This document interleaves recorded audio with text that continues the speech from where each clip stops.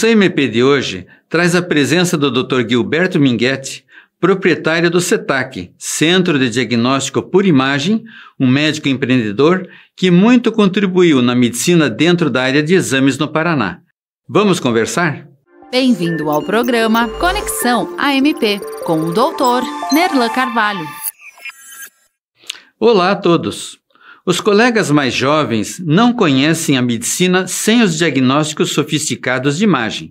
Por isso, hoje eu vou conversar com o Dr. Gilberto Minguetti, um neurologista que foi o pioneiro no uso da tomografia no Paraná e que trouxe o que há de mais tecnológico na área de exames que hoje estão disponíveis na medicina moderna. Seja muito bem-vindo ao Conexão MP, Dr. Minguetti. Obrigado a você, Nerlan, pelo convite. E é com grande prazer que eu estou aqui, à vontade para responder o que você quiser saber a respeito da tomografia e de outros exames mais importantes hoje para o diagnóstico por imagem. Dr. Minguetti, para começarmos a nossa conversa, eu gostaria que você contasse um pouco sobre como foi importar o primeiro tomógrafo do Paraná quando você criou o CETAC. A história da tomografia começou, na realidade, quando eu fui para Londres, cumpri com o meu doutorado durante os anos 73 e 76. Em 73, no Instituto de Neurologia da Universidade de Londres, estava sendo colocado o primeiro tomógrafo computadorizado da história. Já havia, em 1972, sido colocado no St. Mary's Atkinson's Hospital, em Londres. O primeiro, assim que foi basicamente um início da tomografia, mas clinicamente, no instituto onde eu fui fazer o meu doutorado, estava sendo colocado. Quando eu vi aquela maravilha, que era a possibilidade de ver o cérebro por dentro, foi a primeira vez na história, né, da humanidade em seres vivos, eu achei, isso realmente é o futuro da neurologia, é o futuro da medicina. E quando eu terminei o meu doutorado, em 76, eu voltei para o Brasil e, como professor da Universidade Federal, professor assistente que eu era, eu passei logo a pensar na importação desse aparelho. E aí, vencendo todas as dificuldades técnicas, pessoais, etc., principalmente financeiras, né? Nós passamos, eu e um colega meu, o Dr. Marlos Início Costa Ferreira, passamos a sonhar com a possibilidade da importação do primeiro tomógrafo. Então, depois de uma longa batalha em todos os sentidos, nós trouxemos o primeiro aparelho em 1977, em 78 o inauguramos. E foi aí que começou tudo. Não tenho certeza, não foi o terceiro do Brasil. O primeiro foi instalado na Beneficência Portuguesa, em São Paulo, com o Dr. Nélio de Matos, que era um neuroradiologista, perdão. E, através da Beneficência Portuguesa, eles fizeram o primeiro tomógrafo, com o apoio do Dr. Antônio Hermílio de Moraes, que era praticamente o mandatário de todos, né, toda a Beneficência Portuguesa, e aí eles conseguiram instalar o primeiro. Isso foi em 75, 76. E nós, em 77, fundamos a empresa, em 78 inauguramos. Então foi um dos primeiros do Brasil, realmente. Em 1979, eu fui convidado pela Unicamp a colocar um tomógrafo de corpo inteiro no hospital onde era a Faculdade de Medicina da Unicamp, que era Santa Casa de Misericórdia de Campinas. E eu instalei realmente um aparelho de corpo inteiro na Santa Casa de Misericórdia, em 79, inauguramos em 1980. E essa inauguração foi seguida de muita pompa, com autoridades locais, os médicos, etc. Então nós, naquela época, Dr. Nerlan, não existia nenhum tomógrafo no interior do estado de São Paulo. Só existia tomógrafo na capital do estado de São Paulo. E eu fui solicitado, como professor da Federal aqui, eu tive que pedir 1 ano de licença, e o Departamento de Clínica Médica me concedeu 1 ano, e eu fui contratado durante esse ano como professor de neurologia da Unicamp, e nesse meio tempo, com o compromisso de instalar o primeiro tomógrafo de corpo inteiro, e o primeiro tomógrafo praticamente do interior de São Paulo. Hoje estão os milhares, Tomografia hoje em São Paulo, cada cidade tem o seu tomógrafo. E na época, não.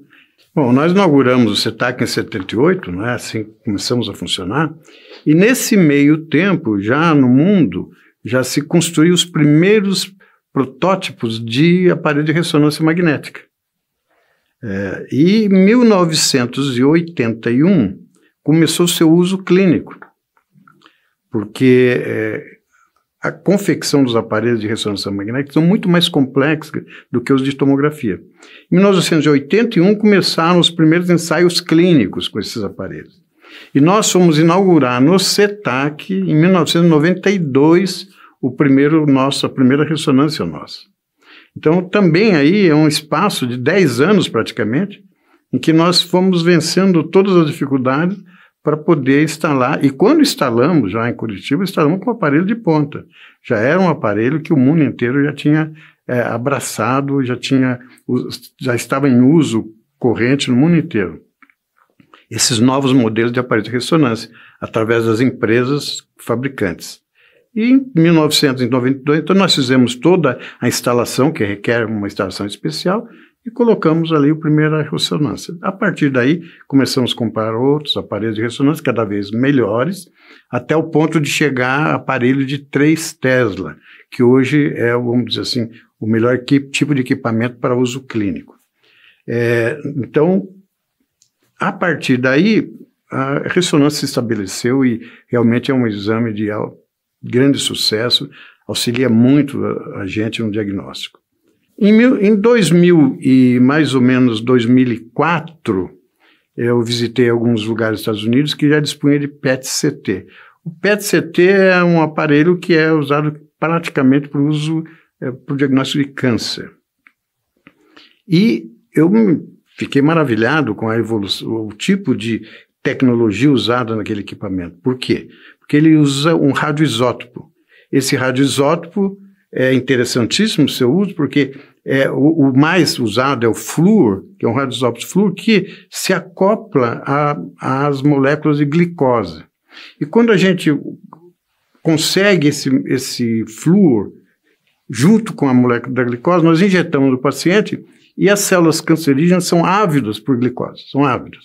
Resultado, ali é um engodo para as células, ocorre um engodo para as células neoplásicas. Elas absorvem a glicose, mas absorvem também o flúor que será detectado por cristais, né? Detectores de cristais. E, obviamente, quando esse flúor, junto com a glicose, se localiza nas células cancerígenas, serão facilmente detectáveis. Mas para ter esse flúor junto com a glicose, nós temos que ter uma fábrica própria no local. Por quê? Porque a vida média desse radioisótopo é de 2 horas.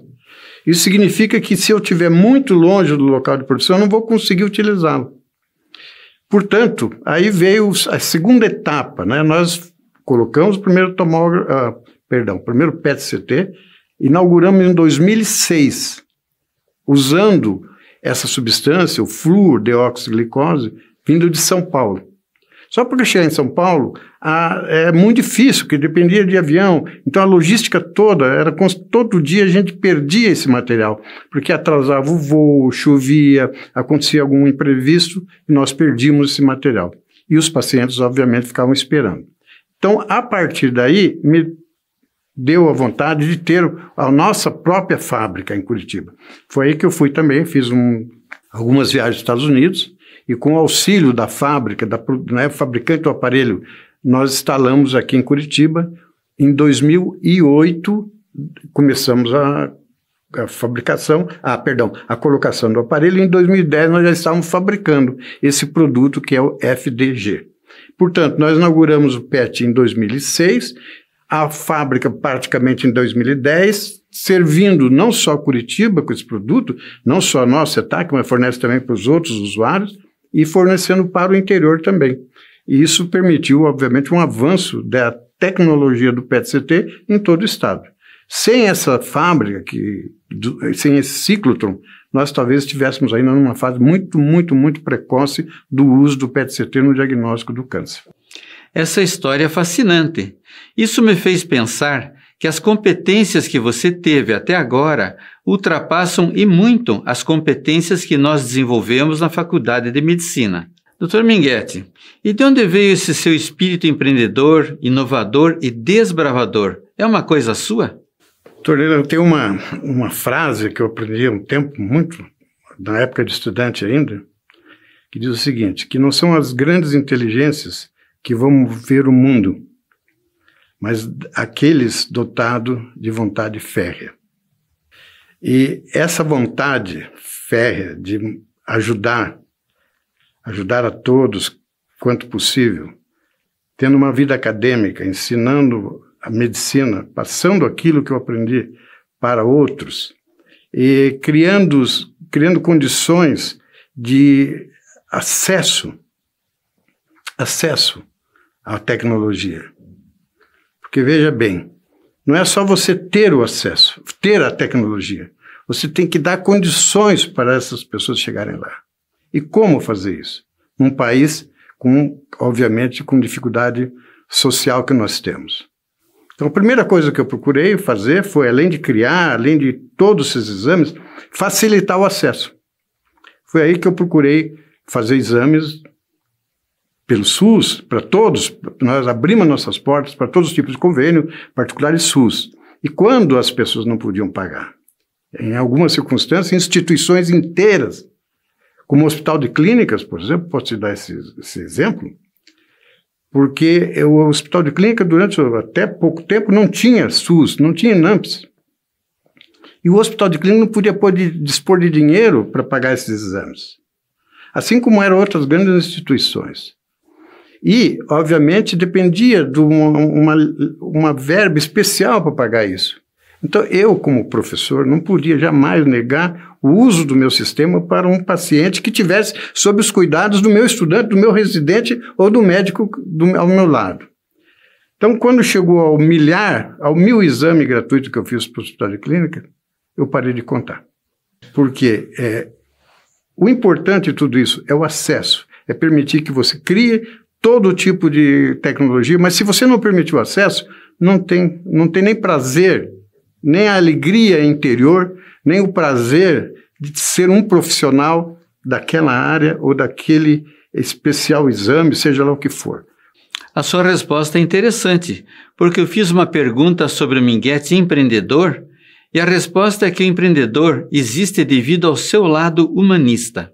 Ou seja, tudo veio para ajudar as pessoas. Porque se você criar para meia dúzia de pessoas só, não tem interesse. Realmente, a vontade que sempre me moveu foi essa, de permitir o acesso de todos. E, Dr. Minghetti, eu queria que você falasse sobre quais são as dificuldades na escolha de um equipamento de imagem que será disponibilizado para a comunidade médica. Como isso se dá nos dias de hoje? Veja, quando a gente vai comprar um equipamento, a gente pensa, por mim, eu penso, primeiro, a qualidade do aparelho. Segundo, o preço do aparelho. Terceiro, a qualidade da assistência técnica. Esse é um tripé que é importantíssimo para que as coisas venham a funcionar bem. É aquele pós-venda, né? Então, nós, obviamente, dependemos muito dessas empresas. O Brasil não fabrica nenhum componente desses aparelhos, então temos que importar tudo. Nós temos hoje, a Anvisa permitiu que se criasse os depósitos alfandegados. O que quer dizer isso? Hoje uma empresa, por quê? Se eu, na época, só fazendo um retorno da época que o início da tomografia, o início da ressonância, nós não tínhamos as peças, o aparelho registrado na Anvisa, na Receita Federal, no Banco do Brasil, então não existia como importar peça de reposição. Eventualmente, lá no início da tomografia, havia a quebra de um componente, nós tínhamos que demorávamos meses, até anos, para poder importar. Isso é uma dificuldade extrema, porque os serviços paravam, de extrema urgência paravam. Hoje não, hoje existem os depósitos alfandegados, quer dizer, todas as peças que são parte de componentes de um determinado aparelho pode ser colocada num depósito. E hoje eu tenho uma quebra, eu preciso urgentemente daquele componente. Aquela empresa tira do seu depósito, dá baixa no Ministério da Fazenda, o Ministério da Fazenda libera automaticamente, tudo computadorizado, e chega no cliente no dia seguinte. Mas naquela época era anos, né? E hoje não, hoje as coisas funcionam muito bem nesse sentido. Todas as grandes empresas têm depósito alfandegário e não há como a gente ficar parado por falta de peça.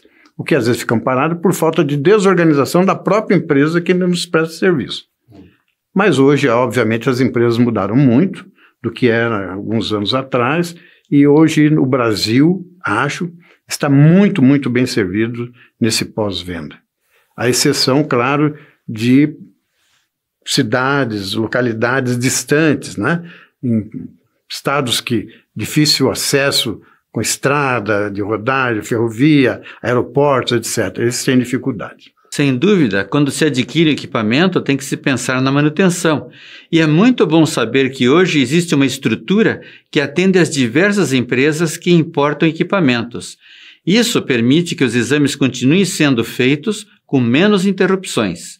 Obrigado por suas palavras, Dr. Minghetti, mas agora precisamos parar por aqui. Eu que agradeço, Dr. Nirlan, e fico à sua disposição para qualquer momento participar desse programa e, se eu puder contribuir de alguma forma, com algum esclarecimento a mais, estou à sua disposição. Muito obrigado a você e a todos que colaboraram com essa entrevista. Esse foi o Conexão MP de hoje, mas ainda não acabou. No próximo vídeo, o Dr. Minghetti vai falar mais sobre sua trajetória e sobre o contato que teve com as novas tecnologias. Até já!